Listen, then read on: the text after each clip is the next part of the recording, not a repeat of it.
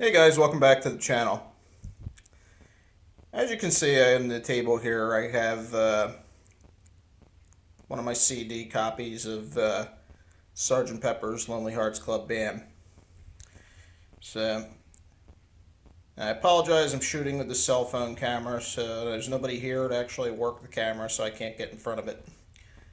And I'm still rebuilding my collection, so I don't have a vinyl copy of this to show you, so we'll just use a CD. Because what we're going to talk about today is the 50th anniversary of Sgt. Pepper, which will be coming in the coming months. And there is talk about Sgt. Pepper being re-released for the 50th anniversary, and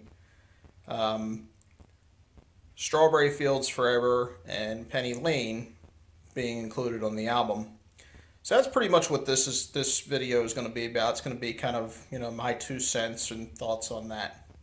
And I want to also say that there will be no copyrighted music played in this video. We don't do that here. We like to keep YouTube happy.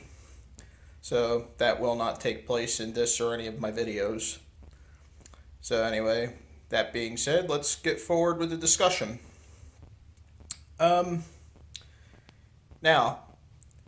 as any Beatles fan would know,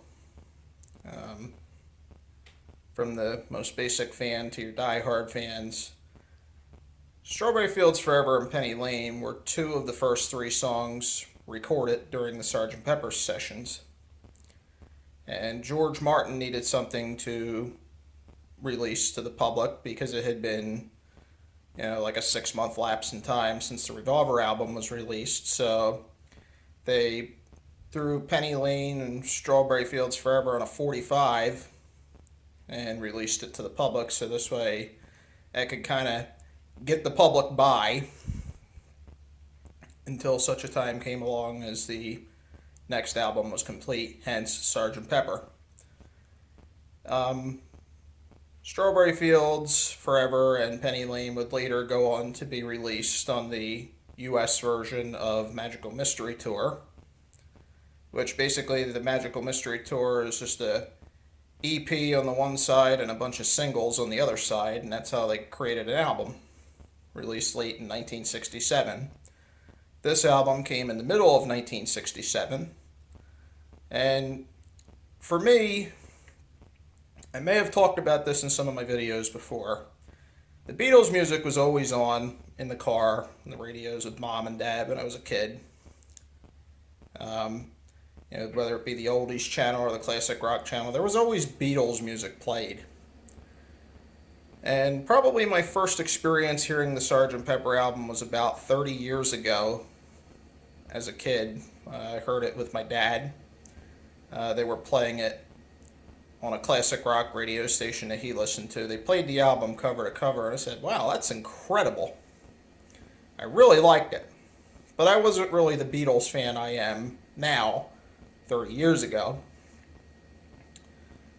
because I was the youngest sibling, and 30 years ago you had hair bands and glam rock and hair metal and all that stuff. And then once Nirvana came out, I went back to my classic rock, my oldies, and I can't hate Kurt Cobain because Kurt Cobain gave me the Beatles and all the classic rock and the stuff from the 60s and 70s again. So anyway, before I ramble on anymore, on to my thoughts about this. I think Sgt. Pepper, my own personal opinion, is a masterpiece the way it is. I think to include Strawberry Fields Forever and Penny Lane on it, first of all, how do you break up the track listings? It wouldn't make any sense to do it now. Then there's the fact that I've listened to the album for 30 years. You have people out there that have listened to the album for 50 years, just about. And we just don't understand, how do you take something that's a very important part of history, one of the greatest albums of all time, and change the track listing on it now? It just doesn't make sense. you know. So I think this album, now Rubber Soul, and I will be doing a video on this very shortly. Rubber Soul is my favorite Beatles album. However, this album is a masterpiece.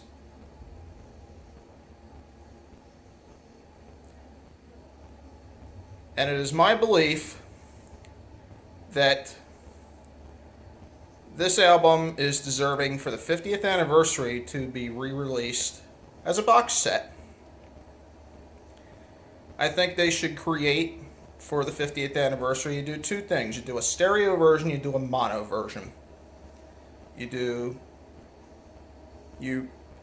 basically go back to what the original recording and create yourself another first press of the stereo and the mono versions of the album. Then for the people that like the remastered stuff, they like, stuff going through digital, being digitized, include that. Release a book, do a DVD mini documentary type thing with all of, any video or footage you have from the Sgt. Pepper sessions. And then, to keep it really special, re-release and include in that box set Strawberry Fields Forever and Penny Lane on a 45. I think that is incredible. I think that's the way you do it. This album is a very important part of history, music history, and that's the way it should be done. So, anyhow, that's just my thoughts. You guys want to chime in with your thoughts, feel free to do so. Thank you for watching. I hope you've enjoyed this video, and there will be more exciting videos to come. Y'all have a goody goody.